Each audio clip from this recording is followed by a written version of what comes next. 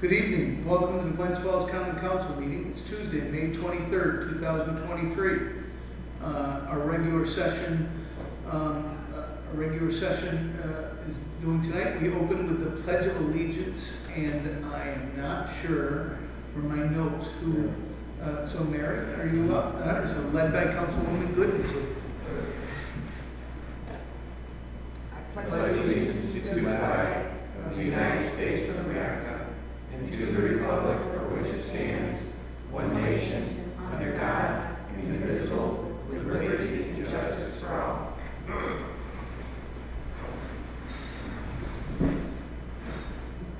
And so we open up now the meeting to public comment. And so if anybody would like to address the common council, please come to the microphone and tell us your name and address. Okay, no? So, Peter, do we have anybody online so far? In the whopping minute and a half. All right, so let's see. The next, I want to cancel and pull from the agenda the department head. We were going to ask Chief Smith. He had a family a sporting event to attend, and he asked to come at a later date. So I said that. I thought that was okay. Yeah, she's retired. I was also afraid that he might retire on us, and that we would end that role that we were on. So that leads us to committee reports. Committee report, Councilman Clark, please. No report. Councilman Donahue. We use sustainability now or what? Sure. Yes. Yep, sustainability report. Here we go. Let's see, Tuesday, 5/16/2023, 5:30. Those present were Jeff, Jim, and Ben. Jeff contacted Chris Harvey at NIPA concerning the solar panels on the landfill sites, and as of right now, I don't know when he got into them or whatever. The LED street light, I think that's completed. Is that not completed? Or? Yeah. Completed. Okay. And parking sensors, because after we went out and Ben and Jim found areas downtown, and Jeff too, that weren't being monitored by the. There were some discrepancies Yeah. in the app and the parking spaces. So Great. I'm assuming Jeff is working on fixing those discrepancies with the vendor. And I'm going to turn that away from Jeff because he was the person to help us as the sustainability, contractor for us back then. So it's really, we're going to bring that to the police department and Tony, and make sure that he's got it. Well, Tony was the one who had actually reported this as an issue, and Jeff had said, oh, it's not an issue. Tony doesn't have data on his phone. But we went by and checked it out with our own phones that have data, and we saw that what Tony was reporting was absolutely true. Okay, so we're going to turn this all over to Chief Smith and to Tony and follow up. Well, Jeff had said that he was going to follow up with fiber. Yeah, and so I'm going to interrupt that, and we're going to get Tony and the chief to be the direct contact and get away from having the economic development director be the primary contact with the group moving forward. But thank you. We'll make sure we are getting what we pay for, with the sensors working and the data collected. Thank you. And I guess the vertical farming and pharmacy on the second floor is going well, I guess. That's what Jeff said. Yeah, open and growing. So there's 4 different restaurants. Yeah. Pharmacy, Radici, Craft on 9, and Flight are all committed to this. And we're in the process of getting LED lighting in the city hall. And I don't have a note for that. I think City Hall already has we LED. had that. Yep. Okay. And of our other city buildings, such as fire station, DPW, police management, Right. LED lighting on everything. Yeah, we get throughout the city, so absolutely. Inside the buildings might be what you might be looking at, but Yeah. certainly the The outside, all the streetlights are done. Okay? Guess I got it. Do you mind if I add on? Go right ahead. Okay. There's a CFA, the resource should be out soon for the solar project. I need to follow up with Chip about quick fix for streetlights. We don't know if that's integrated yet. We have It's one of the area concern areas, yes. Absolutely. and there's the bid on the market center. That's follow up. We did the fiber sensors are working. We had some talk about CCA again, that there might be, so this is a thing that's been going on for at least 5 years, where there's the possibility of doing community aggregated energy so that people could opt in or opt out, and we could have more green options. We could have a larger pool of people making an energy option. This is something that Diana was working on in the last council, and it's been slowly moving. Energy costs went up at the time that we were going to do this. Energy costs have gone down a little bit, so there might be a possibility of doing this again. But it's also, there's a little bit of fatigue involved because we were committed to this, and the bid went nowhere because other communities opted out. So there's a possibility of going back on that. That's what I had in addition to that. Thank you. Oh, and Thriving Communities Grant, which we have, that was the one that came in. I think we brought that up before. We get 2 years of technical support, and it's going to go for the integration of the CDTA merger, electrifying our bus fleet, or the creation of a transit hub, and the ADA requirements for pedestrian facilities. Any one of those things this grant can cover for us. Fantastic. Thank you. Councilman Lambert, committee reports. No report. Councilman Palmer. From the Recreation Committee, you'll see resolution number 6 tonight, and that is for the fields at Murray Street, which is exciting. We considered some proposals in our last meeting. We talked about Murray Street and 2 proposals for work at Eastfield, and also the painting of the basketball court that we put in earlier is happening in Eastfield, and work has started on the parks, so happy to report that.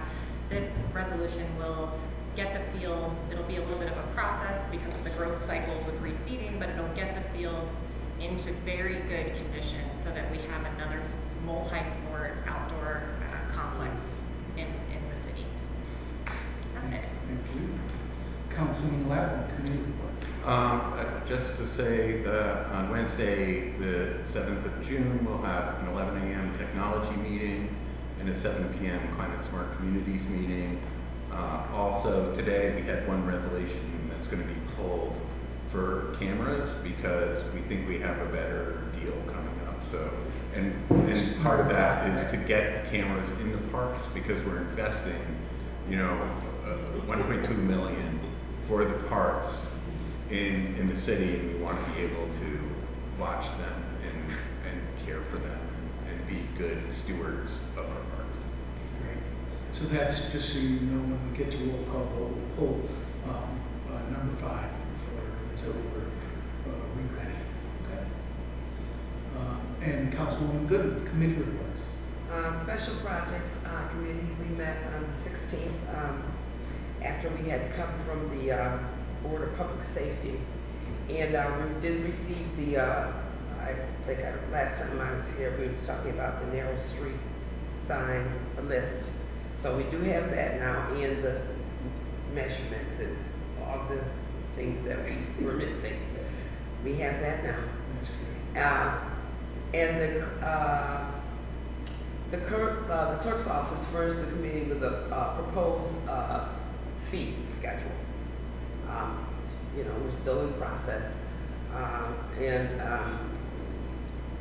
We also have a new parking survey that's been sent out, and our communications director has sent out a press release. So there'll be a few more questions on there. It's already out. We have over 100 responses, and I'll talk about that in the business. Awesome. Okay. And our next meeting will be on the Very much. the first Tuesday. First Tuesday? First and third, yes. Tuesday Is the, Second, it's just, Okay. yeah. The sixth. Yeah. I'm in July. I'm in July. Oh, that's Okay. Thank you. Thank you. So, voice vote. No, I'm not Wednesday the 7th. You think I could track me? Before we I'm not go- good at math.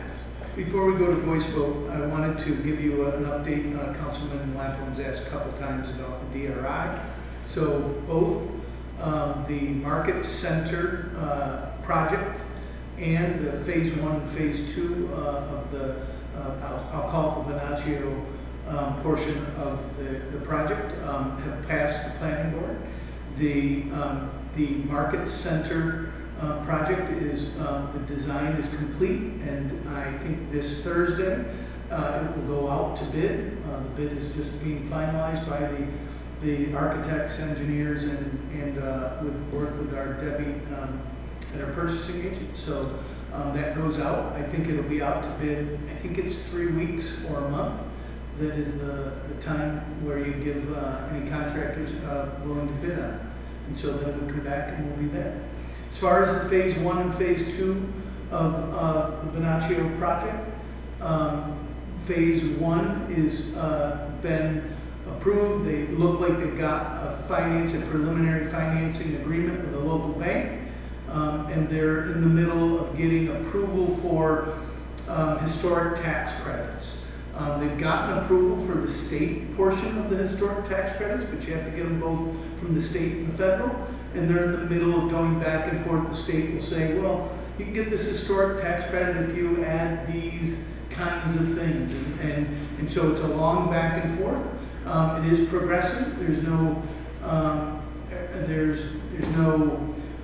it's making good progress. I would love it to break ground tomorrow and be done, but the historic tax credits can be quite a bit of money. And so the developers got to work with both the state and the federal historic, it's SHPO, I believe, and so that's where they're at with it. And again, I'd love nothing more than this to happen right away. I believe you'll see progress in it. The state is eager to see us break ground, and we're eager to break ground. And we just have to get the final numbers for the historic tax credit, so then they can take those final numbers and know how much money they'll need to borrow to work on the project. And so that's where we're at. Let me give you that. Any questions before I move on? What's Phase 2? Phase 2 is the separate 71 apartment building and the new. So Phase 1 includes Sandy's, Hot Shots, and the incubator building. Phase 2 equals the 71 apartments, on Elm Street, and then the south, the building that would face south, be commercial on the bottom, and then 2 apartments or 3 levels of apartments above. And so that has not gotten approval on that tax credit, and they've reapplied. They knew that going in, that most knew. They've never done this kind of what we're calling workforce housing before, and so it's normal. But that's why they broke it into 2 phases, so they could reapply while they work on Phase 1. Okay? Thank you.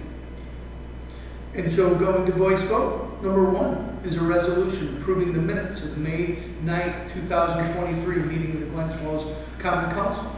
Do we have a motion? So, Second. All in favor? Aye. Thank you. Under roll call vote, we're going to, is there any items that the council would like to pull? Not hearing any, I'd like to pull table 5, number 5, sorry, I was getting there. Just wanted to see if there was any more. Apologize. Wanted to see if we were.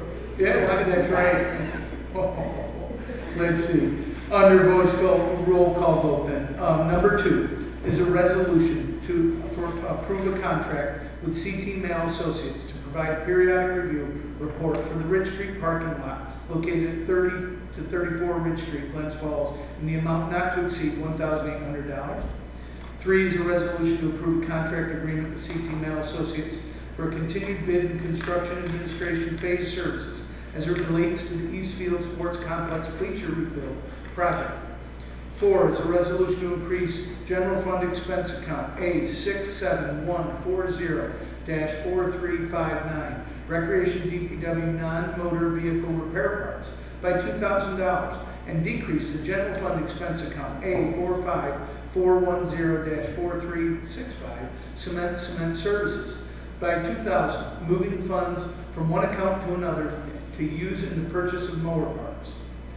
5 is on hold. 6 is a resolution to increase revenue line A009999-4089, government aid ARPA, by $15,609.57, and increase A67-140-4360, seed, soil, and fertilizer by $15,609.75 by authoring the City of Glens Falls to enter into an agreement with Turf Management Company, Inc. to mow and perform reseeding and turf renovations at the Murray Street Playground.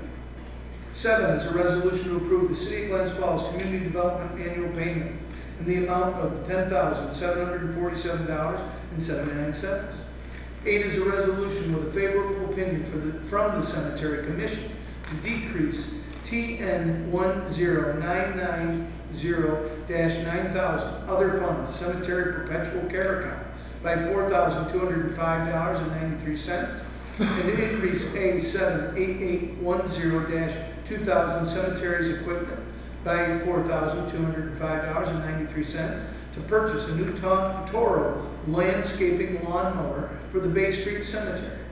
9 is a resolution to approve CNS Engineers Inc. fee proposal amendment number 4 in the total amount of $102,158.50 from budget line JX11620-4485 City Hall HVAC and authorizes the mayor to sign and execute said amendment. 10 is a resolution to rescind to rescind resolution number 158 dated May 9, 2023 and award the DRI Streetscape and Green Infrastructure Project to Carver Construction in the total amount of $3,088,690 and authorize the mayor to enter into a contract in a form approved by city attorney. 11 is a resolution to approve an encroachment permit renewal for WorkSmart Network LLC, 237 Glen Street, Glens Falls, for the placement of a sandwich board on the sidewalk in front of 237 Glen Street from June 1st, 2023 through May 31st, 2024, in compliance with PROAG regulations and public access on the sidewalk. 12 is a resolution to approve an encroachment permit renewal for First Baptist Church, 100 Maple Street, Glens Falls, for the placement of a sandwich board on the grass between the sidewalk and the road on the corner of Maple Street and Ridge Street to indicate days and hours of operation from June 1st, 2023 through May 31st, 2024. 13 is a resolution to retroactively approve an encroachment permit as approved by Mayor Collins on May 3rd, 2023 for National Grid, 1125 Broadway, Menands, to replace a prone pipe with new plastic natural gas main at Union Street, Glen Street, Union Street/Glen Street from May 3rd, 2023 through December 1st, 2023, following the city engineer general requirements. 14 is a resolution to approve a mobile food unit license application from Shannon O'Brien, DBA Fort Ann Service Center, Inc., 150 Selfridge Road, Gansford, New York, for a 2023 annual license to operate a mobile food truck in the city of Glens Falls. 15 is a resolution to approve a mobile food unit license application renewal for Joseph and Nancy Gonzalez, DBA Kona Ice of Clifton Park, 62J Way, Rexford, New York, for a one-week food unit license to vend at Crandall Park on July 3rd, 2023 for the July 4th Independence Day celebration. 16, to approve as a resolution to approve a mobile food unit license application from Jerry and Karen Squires, DBA J&K Enterprises, 42 County Road 53, Greenwich, New York, for a one-week food unit license to vend at Crandall Park on July 3rd, 2023 for July 4th Independence Day celebration. 17 is a resolution to approve an outside dining encroachment permit for Downtown Social, 190 Glen Street, Glens Falls, for the placement of tables and chairs and patio enclosure from a period of June 1st, 2023 through May 31st, 24, in compliance with PROAG regulations to allow pedestrian access to the sidewalk as shown in the approved layout. 18 is a resolution to approve an outside dining encroachment permit renewal for Fenimore's Pub, 88 Ridge Street, Glens Falls, for the placement of table and chairs on Maple Street, side of the business, for a period of June 1st, 2023 through May 31st, 2024, in compliance with PROAG regulations to allow for pedestrian access to the sidewalk as shown in the approved layout. 19 is a resolution to approve an outside dining encroachment permit for renewal of Bullpen Tavern, 216 Glen Street, Glens Falls, for the placement of tables and chairs in front of the business for a period from June 1st, 2023 through May 31st, 2024, in compliance with PROAG regulations to allow for pedestrian access to the sidewalk as shown in the approved layout. 20 is a resolution to approve an encroachment permit for 2006 Glen Street, P.O. Box 930, Glens Falls, New York, to place a trash dumpster in front of 206 Glen Street in 2 parking spaces from June 1st, 2023 through June 2nd, 2023, in compliance with PROAG regulations for public access on the sidewalk as attached. 21 is a resolution to approve the warrant. Do we have a motion for roll call vote? We have a second. Thank you. Roll call vote, please.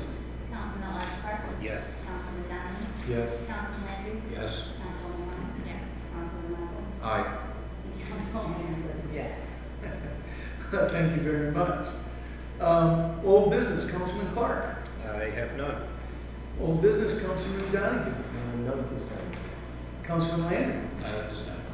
Councilwoman Palmer. I just wanted to mention, I said something about this yesterday, but I got another call today about trucks. So I had brought up the truck route a while ago because I had had some constituent calls. And I think yesterday, Councilman Lapham said, well, what about delivery trucks? And so I just don't know if we need to maybe reconsider it, develop something, but I have had, in the last couple weeks, 2 different constituents reach out to me, upset that large trucks are using their streets to cut through and endangering kind of the tree line, maybe the power line, and also maybe not so safe for traffic. So I'd just like us to take a look at that. Great. I'll bring you what we have, which is the roads, list of the roads is what as I reached out, I got the list of the roads, but I couldn't find a map anywhere. So maybe we need to recreate a map. And then we could also look at what the language is, because I'm sure it was written before the day of Amazon or a lot of the truck traffic. So A lot of the things are local deliveries only is kind of the text that you see about when they're off the road. So I think what Glens Falls has done is Sherman is one that has bigger trucks allowed on it, and out towards Hudson, and that's kind of, and then of course, Glen Street, yeah, absolutely. But it shouldn't be going down into side streets. But there's also a lot of big trucks from box stores that deliver straight from the big trucks. So it's that was a conversation that we're having. Yeah. This particular constituent that I spoke to just a couple days ago is on Coolidge, which is, I don't believe trucks are supposed to be going through. And they town their street, they never stopped to deliver anything, they just kind of, and they also felt like they were flying down the street. So I don't know if we need to adjust it to modern times or whatever, but I would like us to have it laid out and then made public so that everyone is aware. Yeah. This is the truck route, you are not supposed to use these It streets. would be a good thing to have a map, a visualization, put it on the website. Yeah, and quite often there's signs, and I know this was brought up when I was a younger guy on Ridge Street, because there was some construction that had done, and it was pushing trucks down Ridge, and I talked to your mom about it. It was quite jarring, and it was maybe 10 years ago, so, and there was a reason for it, but it still was very, supposed to be a temporary fix, but it was like all summer temporary, right? There was either Quaker Road was out or something. Yeah, So what you have is up on Ridge Road, there are very large gravel pits, and they're serving the home building industry that's going on. So if you're building, if we're building a whole bunch of apartments in South Glens Falls, they're hauling, large trucks are hauling gravel and sand from up there, and that's why I know there's a time coming down. I actually saw a truck on Fallujah Avenue take a limb this big out of a tree and never stop. Yeah. So I actually, So I think it sounds like we have to officially approve a truck route because we can't find anything. right, Yeah, that's, so that's you right. gotta Well, have to I officially- did find the language from Chief Schramm when I had it, but there was no map to go with it, and it fell off the radar, so we'll bring it back up. We can create a map from the, Well, we need to have it and in start code. there. Yeah, and then start to look and find it. It's not in code right now, so we need to put it in. I think that's what. I don't remember what where the language came from, if it came from code or not. We start there, at least Yeah, that was the indication. At least there's someplace to Sounded- start. Yeah, That's that's right. better than, And then look at updating the code and make sure, and then signage, and then communicating it out with with everybody. Good. Old business, Councilman Lappin. Oh, yeah, and howdy. I've Okay. got the first 102 responses of phase 2, Glens Falls parking survey. I'll distribute this after the meeting. I also have, I think it was 44 residents who were interested in, and I will give the highlights that I'm giving right now out to them as well.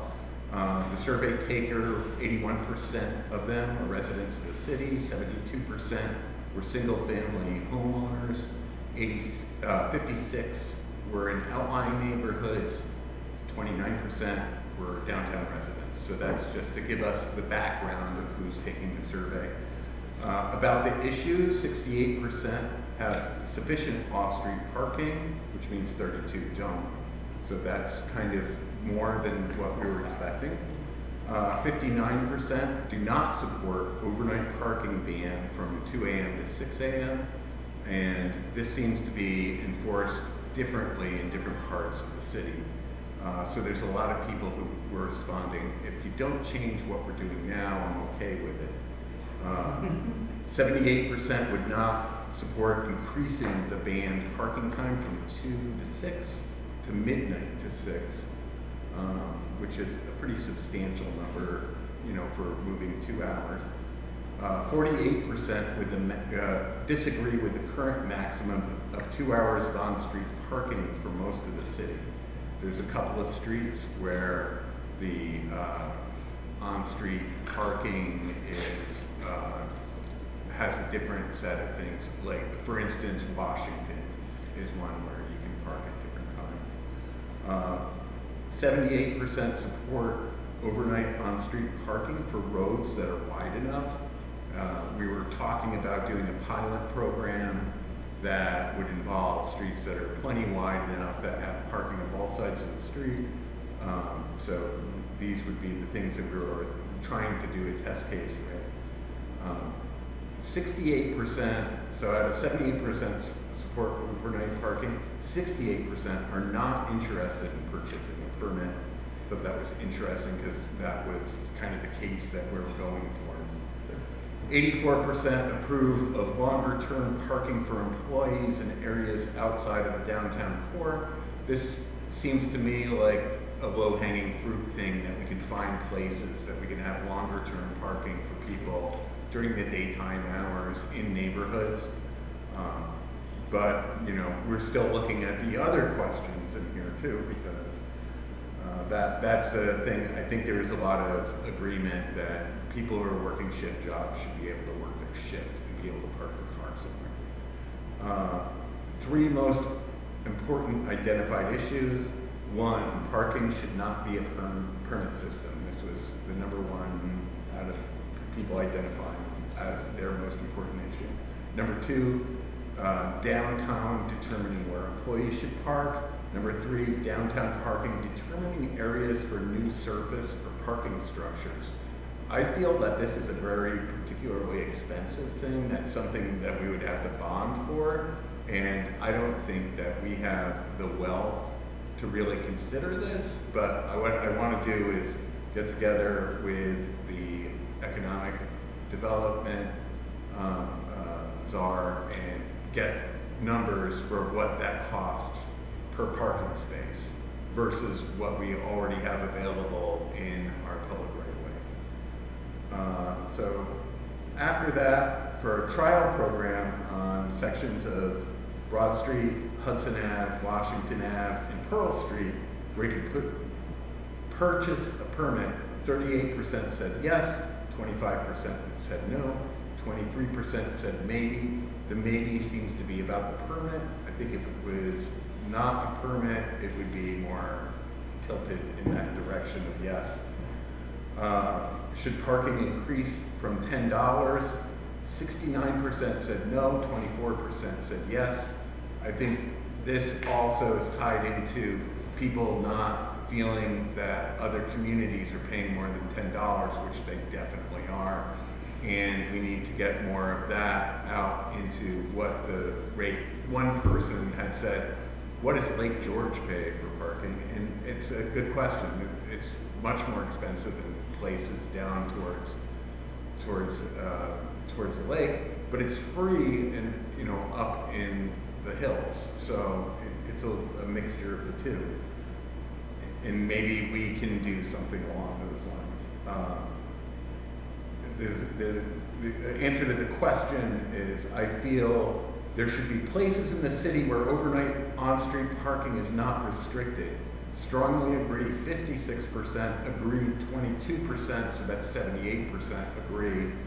Strongly disagree, 11%, disagree, 8%, that's 19% disagree.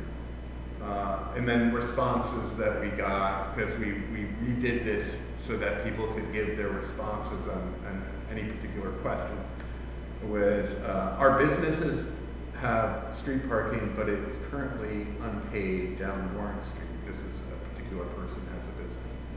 We would not like this section of Glens Falls to be paid parking and request that it remain free street parking.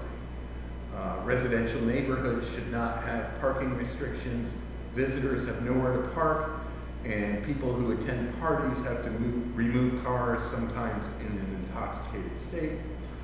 I have a handicap cab, I think it is, and need to park near to where I have a gate. For parking ban between 2 a.m. and 6 a.m. in winter months, yes.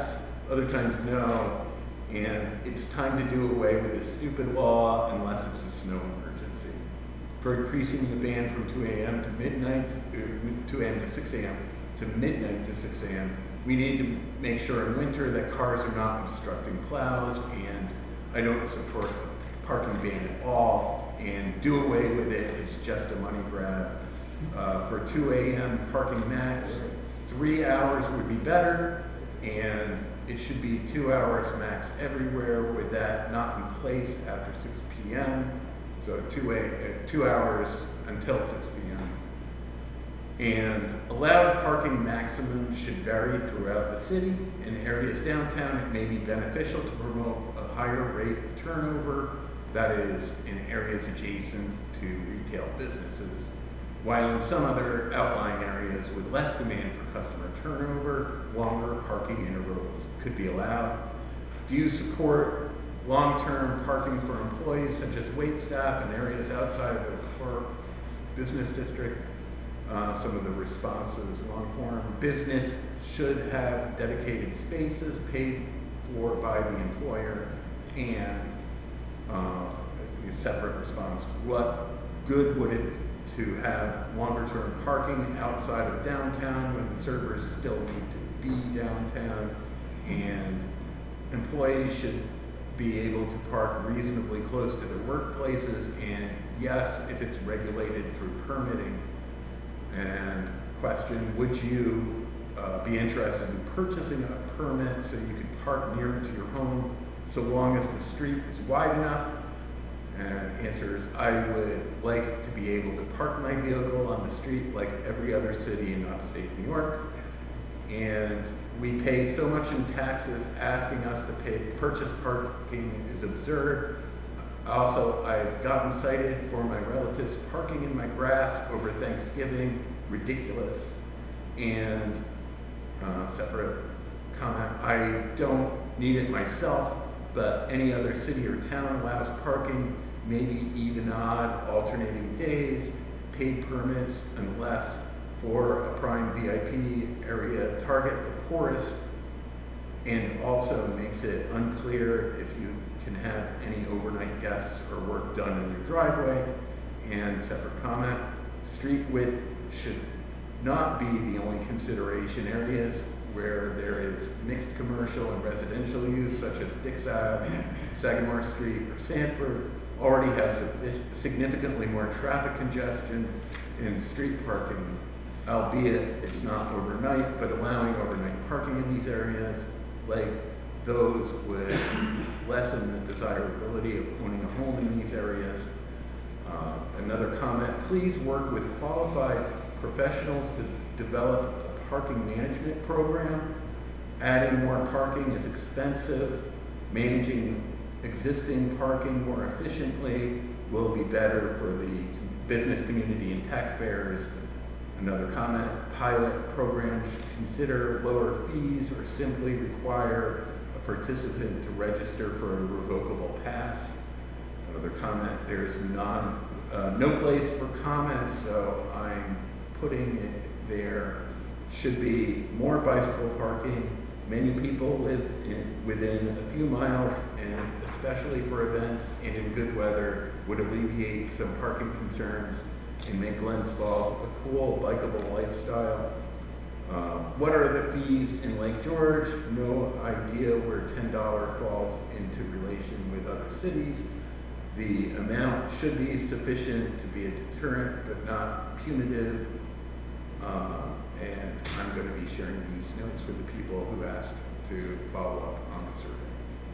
Thank you. Councilwoman Good, old business.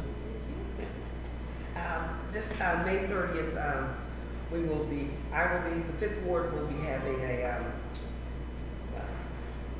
meet and greet, come together at Big Cross Street School at 7 o'clock, May 30th.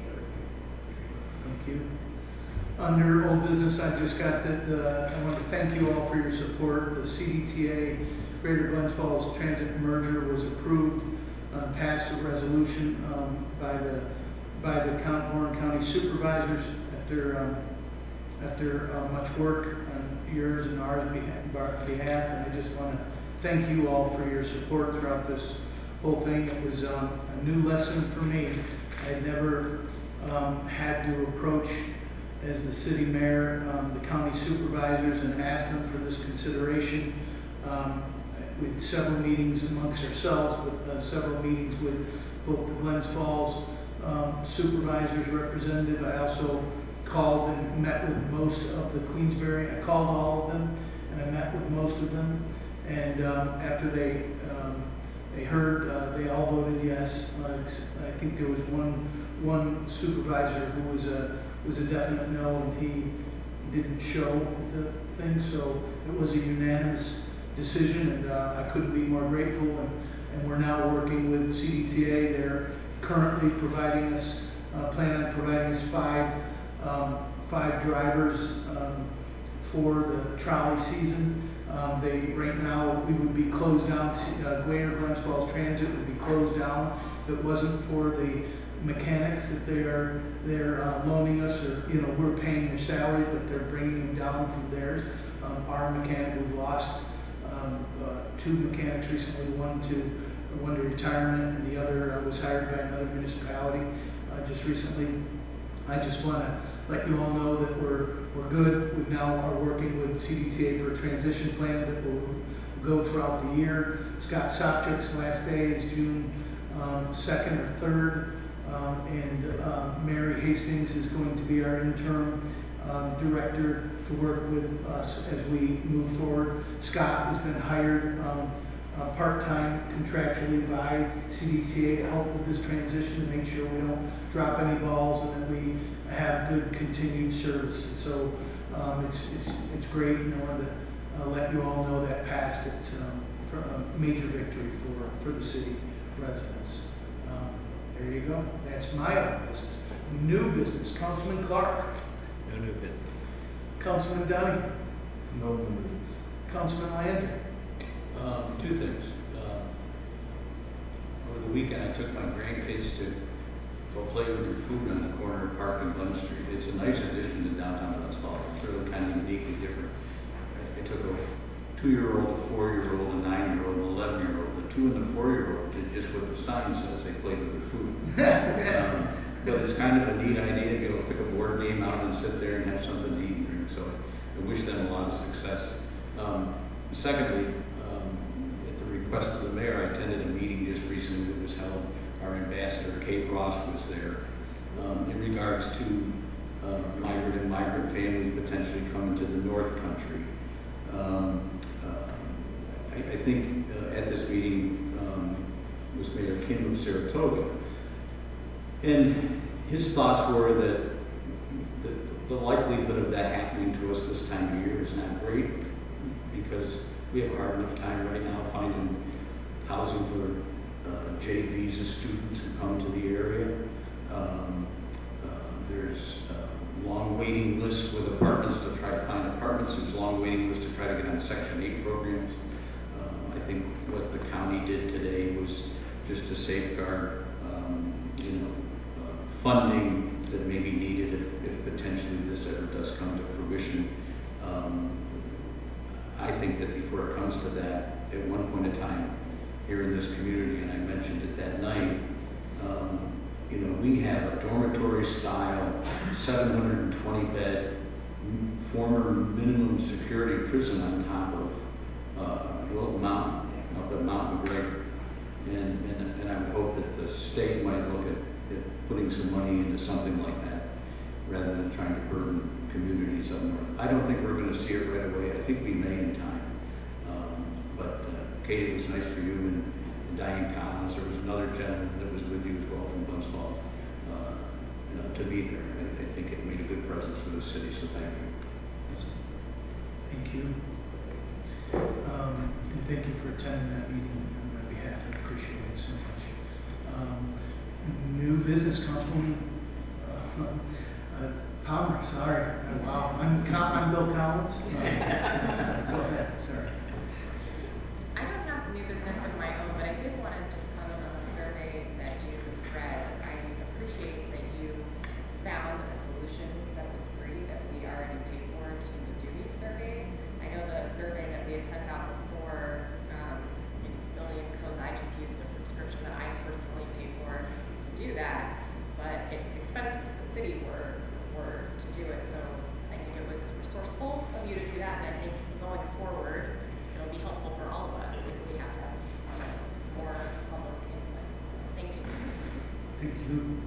Councilman Lamb?